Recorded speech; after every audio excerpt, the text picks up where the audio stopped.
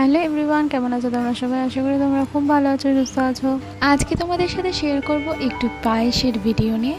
তো আমরা বাড়িতে কীভাবে বানাই সেটাই তোমাদের সাথে আজকে শেয়ার করব। তো পায়েস বানানোর জন্য আমরা নিয়েছি প্রথমে 1.5 কেজি দুধ, আর নিয়েছি খেজুরের গুড়, কাজু বাদাম কিশমিশ, আর 500 মতো গোবিন্দভোগের চাল, আর তেজপাতা, আর একটু এলাচ।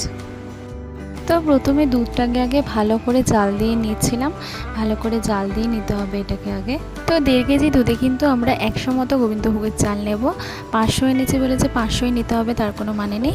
তো এখানে আমরা ওই মাপটাই করে নিচ্ছিলাম হাতার মধ্যে করে। মোটামুটি 1.5 কেজি দুধে 100 মতো কিন্তু চাল দিতে হয়। তো এইদিকে দুধটা ভালো করে জাল দিয়ে নিয়ে একটু ঘন হয়ে আসলে তার মধ্যে এলাচগুলো একটু থেতো করে নিয়ে দিতে হবে, আর তেজপাতা দিয়ে নিতে হবে, তাহলে গন্ধটা বেশ ভালো ছাড়ে।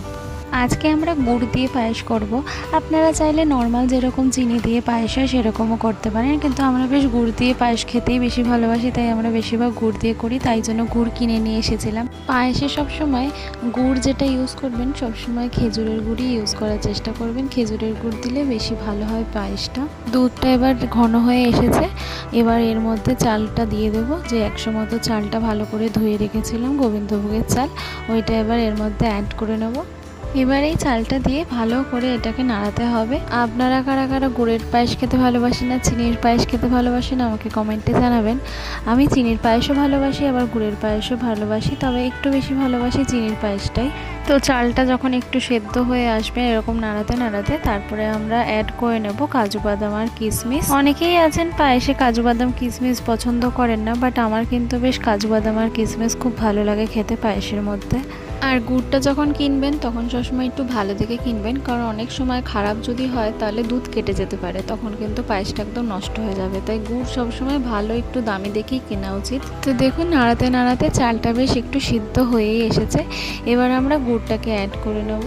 প্রথমেই গুড় দিয়ে দেওয়া উচিত না, একদম শেষেই দেওয়া উচিত। তাহলে কি হয়, চালটা আগে ভালো করে সিদ্ধ হয়ে যায়, আর তারপরে চিনির পরিমাণটা, মানে চিনি দিই বা গুড় দিই যেটাই করি সেটা সবসময় লাস্টে অ্যাড করাই ভালো। তাহলে বোঝা যায় যে কম বেশিটা বোঝা যায়। প্রথমেই দিয়ে দিলে তাহলে বেশি মিষ্টি হয়ে গেল বা কম হলো বোঝা যাবে না, সেই জন্য লাস্টে অ্যাড করাই বেটার।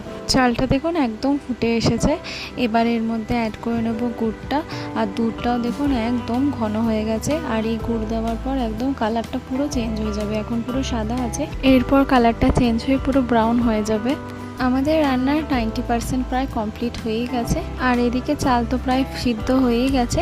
শুধু এই গুড়টা দিয়ে ভালো করে নাড়াতে নাড়াতে, মানে পাক খাওয়াতে খাওয়াতে এটাকে একটু টাইট করতে হবে, কারণ অনেকটা দুধ দিয়েছে তো 1.5 কেজি মতো। যতক্ষণ না এটা একটু ঘন হয়ে আসছে ততক্ষণ এটা নামানো যাবে না।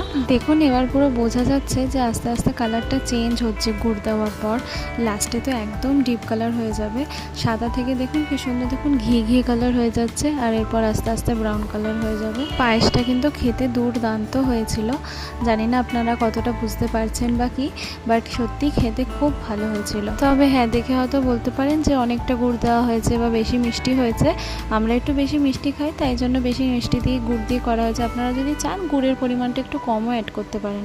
দেখুন কালারটা একদম চেঞ্জ, পুরো ব্রাউন কালার হয়ে গেছে। যেরকম এতটা গুড় দেওয়ার জন্য যেরকম হয় সেরকমই কালারটা এসেছে পুরো। তো আমাদের পায়েস তো পুরো কমপ্লিট হয়ে গেছে। আর ভিডিওটা যদি ভালো লাগে অবশ্যই কিন্তু একটা লাইক কমেন্ট করবেন, আর আমার চ্যানেলটা কিন্তু সাবস্ক্রাইব করতে একদম ভুলবেন না। তো আমরা ফার্স্টে পায়েস করে নিয়ে একটুখানি ঠাকুরকেও ভোগ দিয়েছি, আর আমার মায়ের যে গুরুদেব আছে সেখানেও একটুখানি তাকেও ভোগ দেওয়া হয়েছে। আজকের মতো এখানেই শেষ করলাম। সবাই ভালো থাকবেন, সুস্থ থাকবেন, দেখা হবে পরের ব্লগে। টাটা।